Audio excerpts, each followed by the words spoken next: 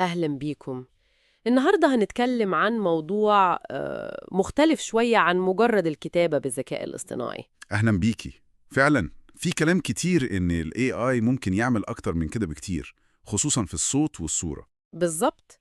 المصادر اللي معانا يعني زي مقتطفات النص الملصق بتقول إن في فرص جديدة خالص.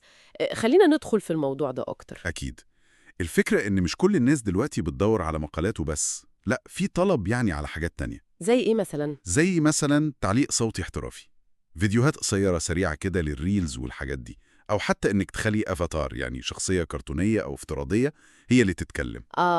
دي نقطة مهمة فعلا. طيب نمسك أول واحدة دي، التعليق الصوتي، الفويس أوفر. هم. المصادر ذكرت أدوات زي 11 لابز وبلاي اتش تي. تمام. هل دي بجد يعني بتطلع صوت طبيعي، أقصد صوت بشري مش روبوت؟ عربي وإنجليزي كمان؟ بصراحة وبشكل مذهل. يعني الأدوات دي اتطورت جامد قوي، الأصوات اللي بتطلعها واقعية جدا لدرجة إن ممكن أي حد يتخدع فيها. يا فتخيلي بقى، ممكن تعرضي خدمة مثلا على فايفر أو خمسات، تقولي فيها هحول لك أي نص عربي أو إنجليزي لصوت فخم بجودة استوديو. واو، دي لوحدها فرصة حلوة. جدا. السرعة والجودة ما كانوش متاحين بالشكل ده زمان خالص. طيب والنقطة التانية اللي قلت عليها، الأفاتارات اللي بتتكلم، أدوات زي دي آي دي أو هيجن، م. دي فكرتها إيه؟ دي فكرتها إنك بتديها صورة أو بتختاري شخصية من عندهم وتديها النص اللي عايزاه تقوله. آه والأداة بقى بتحرك الشفايف وتعبيرات الوش عشان تبان كأن الشخصية دي هي اللي بتتكلم فعلا. دي ممتازة للناس اللي يعني بتتحرك تطلع قدام الكاميرا أو مش حابة ده؟ بالظبط. ودي ليها سوق كبير، صناع المحتوى التعليمي مثلا، أو الشركات اللي عايزة تعمل فيديوهات تعريفية بسيطة بسرعة. حل عملي جدا. طب والحتة التالتة، مونتاج الفيديوهات القصيرة اللي هي للريلز والتيك توك وكده، أيوة. الأدوات اللي زي بيكتوري أو إنفيديو، م. دي المصادر بتقول إنها ممكن تحول مقالة كاملة لفيديو. إزاي ده؟ هي مش سحر طبعا، بس هي أتمتة ذكية جدا. الأداة بتاخد النص بتاعك تمام؟ وتحلله وتفهم النقاط الأساسية فيه، وبعدين تروح تدور في مكتبة ضخمة من الفيديوهات والصور عندها على لقطات مناسبة للمعنى ده. يعني هي اللي بتختار المشاهد؟ أيوة.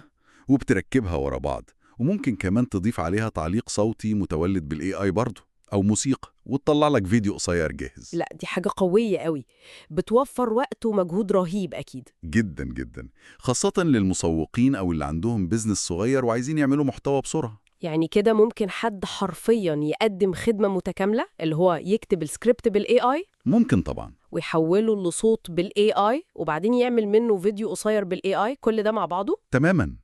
ودي خدمة بتبقى مطلوبة جدا، وده ينقلنا لسؤال مهم بقى. اللي هو لو حد اقتنع بالكلام ده وعايز يبدأ، يعمل ايه؟ الخطوات ايه؟ سؤال مهم فعلا. المصادر قالت حاجة عن كده؟ أيوة، وضحت خطوات عملية.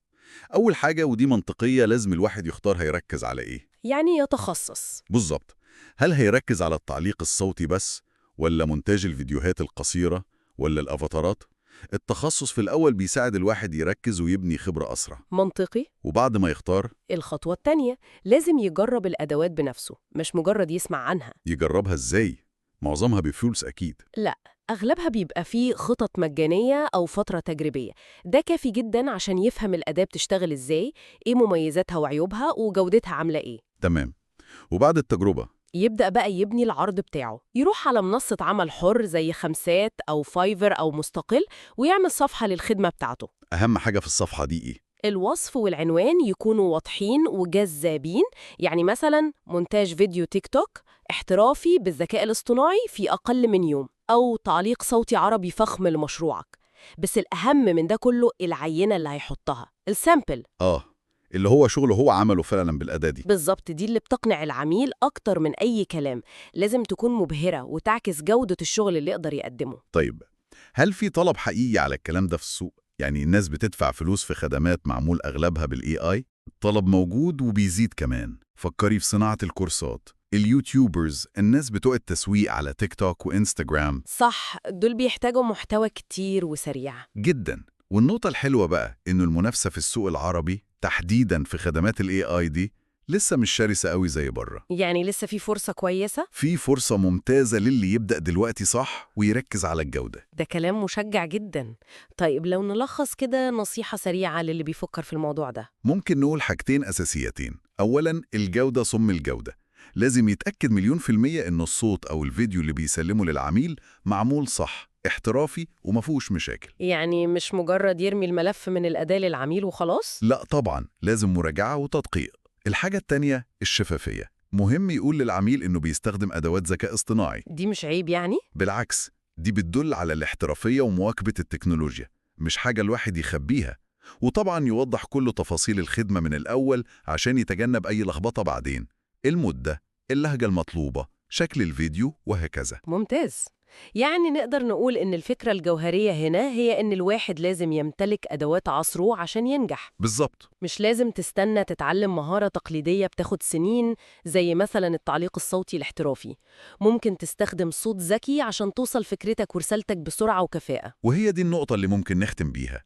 العميل في الآخر بيدفع مقابل إيه؟ هو مش بيدفع تمن الأداة اللي استخدمتها. هو بيدفع عشان رسالته توصل. تماماً.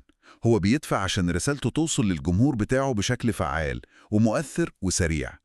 الذكاء الاصطناعي هنا هو الوسيلة اللي بتحقق الكفاءة دي في توصيل القيمة المطلوبة.